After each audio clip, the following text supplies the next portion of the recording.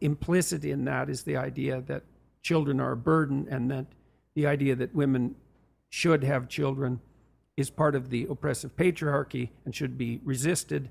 And who Like are a men to tell me what self-inflicted I can do with my body? demise. Hey, fair enough, and et cetera, et cetera. Now, I've worked in female-dominated occupations my entire life. For example, I worked as a daycare worker way back when, that was like 1980, something like that. And there were no men doing that, but I really liked kids, and so that was fun. And I worked for social services in Alberta in the child care department, and then I've been working as a psychologist, either training or as a psychologist since then, and that's been a female-dominated enterprise increasingly as the years went by. But even when I first entered it, so I'm in the post-female in the workplace generation firmly. Yeah. I never experienced the world except as that, and so I've watched women progress through their professional careers at every level of attainment, from the lowest to the highest, and observed what happened, and relatively, I would say, bias-free, because I didn't know. That's a good point. Remember, feminism came 1960s, started running fast. It didn't come 1960s. Just 1960s start running full steam, and of course, sugar, spice, and everything nice. We never thought that females would have anything wrong with them. Now we see the results where we line basically what I said to females, saying that your career has to be the most important thing, when in reality, when it comes to dynamic between men and women, men don't care almost nothing about their careers. It's not attractive to us. I have no attraction to a doctor. A female that has a doctor, 3 doctors, 3, 4 doctor degree. She could be a lawyer, have CEO, and I met a bunch of them in my life. No attraction at all. Nothing. Zero. Probably not zero, let's say 5%. That's it. Because it's a masculine trait. Right? I'm not saying don't go to school, don't graduate, but don't expect the world change for you. You are a female right now, you just trying to put a lot of effort in your studies. Good, okay, that's your decision. But think about the consequences, where the most important years of your fertility are gone, and then your relationship skills are gonna be gone, because by the time that you finish, even your doctor degree, you start having a family, way too late. A lot of these people that are in your age, they're starting to look to younger females, but the reason is that they're in a different bracket. That's how it is. And the fact that we're now seeing females 30 years old, 51% childish, man, it is what it is, but damn. And what I've seen is that as women progress towards their late 20s,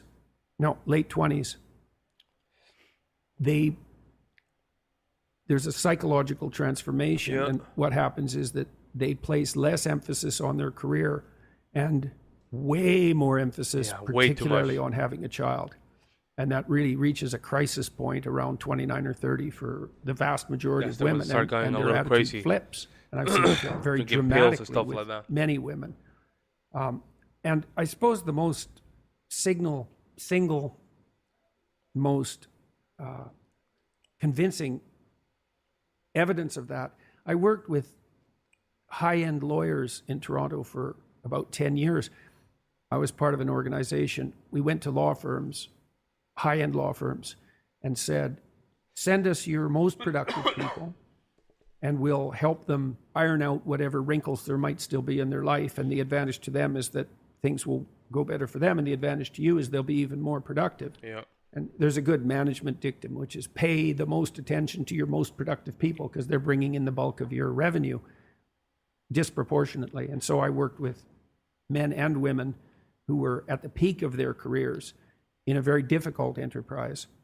And so these were women who were generally very attractive, well put together physically, pretty stable psychologically, extremely conscientious, very, very smart, and high achieving from like junior high all the way through high school, university, law school, onto For the nothing. top firms, rocketing up through the ranks, full partnership by the time they were 29 or 30. And all the law firms, all the women bailed out, all of them. The law firms couldn't keep them. And I was really, and I talked. And that's the problem. And that's a problem because now we're playing, you know, trying to be soft with people making decisions like that. My question is, okay, we know about a lot of things about feminism, right? And the lies. What are we supposed to do? What's the next step? We identify the problem. What's the next step? Talked to the women a lot about this because I was very interested in it, because I knew the law firms were bending themselves over backwards and tying themselves into knots trying to retain these women, because why wouldn't they? Just being greedy capitalists is enough. They don't want to lose their high performing women because they're performing at the highest level, and they couldn't keep them. The women wanted to have 9-to-5 jobs. They wanted to bind the job so they could have a life. And that was especially true once they got interested in having a child or had one. And what they really came to was a very interesting realization. So because they were highly conscientious women, they sort of did their duty and worked hard and diligently and didn't pop their head up to ask questions. They're in junior high, they got the best grades. They were in high school, they got the best grades, and so on, all the way through, right till they reached partnership. But that's sort of an apogee, right? You hit partnership in a senior law firm, it's like you're at the top of your profession. Well, then what? Well, so then they looked around different. And they thought, here I am with all these like hyper-competitive men, perfectly willing to work 80 hours a week, nonstop, to stay at the top. Yeah. What the hell are they doing? Because that's the real question. What is it that characterizes this small percentage of hyper-competitive men? It's not. You can assume that that's how everyone should be, but first of all, that isn't how everyone is. Or you can flip that and say, well, there's only a small minority of human beings that are willing to do this, to work flat out 8 hours a week. I mean, they're certainly being paid for it. Let's make no mistake about that. But well, what about the rest of life? Well, that's what the women asked. Why am I doing this? And that's a great question. Well, here's my hypothesis in this. Females tend to just become the guy that they want, right? She probably wanted a guy in that level, like that caliber, because females tend to just date up. They most of the time don't date down. If they date down, they tend not to respect the guy, right? So basically, they become the kind of guys that they want to date. But what happens is the guys that they want to date, they're not interested in females like that because they have a high masculine energy. And you can notice those people that do sales, you're going to notice a lot of the sales female, they're just single. And they just call them, they just side chicks. That's what it is. They're so shy. They just embody with a lot of masculine traits, and the only way that they can have a relationship with the guy is sleeping with the guys after Friday night, and you will see a lot of them. They will be very desperate. They will pay you for stuff. They'll pay you for your drinks. They will try your best. I mean, we can just go on and on. Life starts, hitting in their reality, and then by the time they're 30, 32, they want to settle. Then they have another problem, which is relationship, and they have trauma for having a lot of partners. It's all so bad for the female. It makes no sense, right? And their most nature instinct is not being cultivated because of feminism. Let me know if I'm wrong in the comment section below. For men, there's a different answer than for women. It's a really different answer. You see? And it isn't like the men are exactly thinking this through. It's more like this is an integral part of male motivation. Yeah. The more successful you are as a man, the more women like you. There we go. And that's the other side of the male. The reason we do these things is because we're gonna have options. It is a nature as the humans. As men, the reason we just thrive in the world is to have the options and the legacies, right? That's it. If we didn't have that incentive, we would not move forward the way we do. Problem Just that you different. have now is that as women are getting better educated, with more employment, more status, more Standards too way prestige, too high. they compete themselves out of their ability to find an attractive mate. Yeah. As women raise up through the dominance hierarchy, and this is Competence hierarchy. competence hierarchy, sorry. That's okay. Who's going to tell women the equal access to opportunity that you have recently just acquired? Actually, what that's doing is it's making it more difficult for you to find a mate that you're fundamentally attracted to. Yeah, well, it does a lot of things. I mean, it does provide women with a lot more opportunity on the economic front. It does decrease their dependency on their mate in relationship to economic security. Yeah. And educating women, countries that are willing to educate women, that's the best predictor of their future economic success. So if you look at developing countries and you want to find out what about a developing country is most likely to predict the fact that they will continue to thrive economically, it's their attitude towards the education of women. And a couple more things.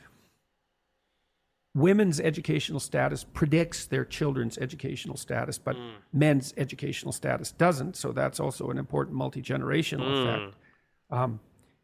I released a video. I was going to conclude that other story. I released a video, or someone released a clip of me talking about some of the things we just talked about.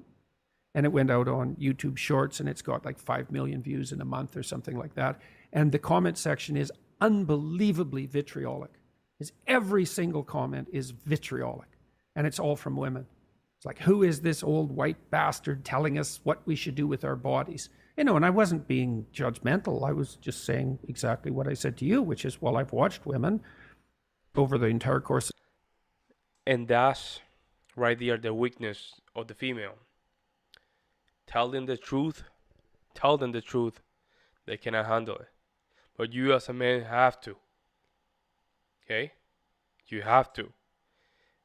This is why it's very hard for men to tell the truth to women, because women tend to get very, very, very emotional, right? And they could lash against you, scream at you, lash at you, what do you think? All these things, right? But you as a man have to stand up very straight and just compose and move forward with your statement. Okay? Just move forward. They get lashed out like that because it is true. The truth hurts. Of my life with, so men I would tend say, to an just affectionate tell eye. their lies I just to love my avoid sister, I confrontation love like my that. wife, No, you I have a can't. daughter, I love my Move mother. forward I'm pretty and say happy yes to about women, confrontation. all things considered. I don't have an axe to grind in relationship to how they should conduct their lives. I don't even know how they should conduct their lives. I've watched what happens. And I've also watched what happens to women who hit 29 or 30 and then can't conceive. And that is not that's not good. Fate I would wish on anyone. No, it's not good. awful. And 30% of couples fall into that. 30% of couples have difficulty conceiving. It's a lot. And the probability that you'll have difficulty conceiving family members that increases went with through that. age. And so, c'est la vie. But it's very interesting to me to see how vitriolic those comments have been and how uniform that is, because usually on my YouTube channel in particular, 95% of the comments are positive. And this is completely the opposite of that. So you brought this up at the beginning. You said 50% of women now at 30. 50.1 are childless by 30. Yeah. Well, Stupid, man. that's Stupid. that's not good. That's a sign of something profoundly wrong with the entire culture at an extremely deep Yeah, level. and that, I don't we can think pay that the consequences Women of that. need to take it as us trying to tell women what they should or shouldn't do. But I think that it would be very fair to say that you need to be an incredibly unique woman to make it to 50 without a family and look back and think, yeah. But in that case, just tell him the truth, bro. So you don't sugarcoat the truth, man. Just tell them the truth and let it sit. That's it, bro. If you tell them the truth and let it sit, everything will be fine. You might get a little backlash. That's fine. Right? But after that, you'll be in a better spot. Just be ready for the backlash. You don't need to sugarcoat it. Because you should sugarcoat it, they're not going to respect you for that. Okay? Say it like it is. Let the things get a little rowdy. That's okay. And then stand up with strong intention and let just the truth do his thing. Don't I did this right. sugarcoat That's it. not to say that those women aren't out there. They absolutely are. I know some of them. What's up? All right, bro. Nice interview by Jordan Peterson. It is a problem. 51% of females not having kids. It is a problem because that means the society will diminish, especially Western society will diminish because selfishness.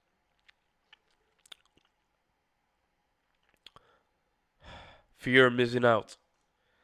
Some of these females maybe want to have kids, but they are afraid of offending some of their friends as well. Can't play like that in this world. You can't, and I learned that lesson very early on. Right? Yeah. I need to live my life and make sure that I construct and build my legacy. Not worry what people say about me. I don't have time for that. The other Peterson, very well eloquent, managed to just explain some of the topics regarding this problem. And he has clearly a lot of experience with females and high performance, because females do have the intelligence and the capabilities to do a lot of things that men do. But that does not mean it could be their role.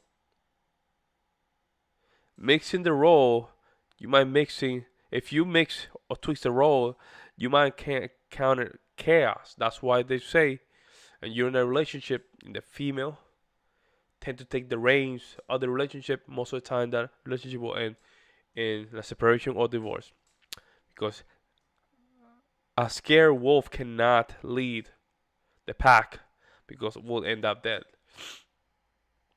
Another words, make sure that you as a man take your family to the best place, right? Even though the female might give you a little bit pushback, that's fine.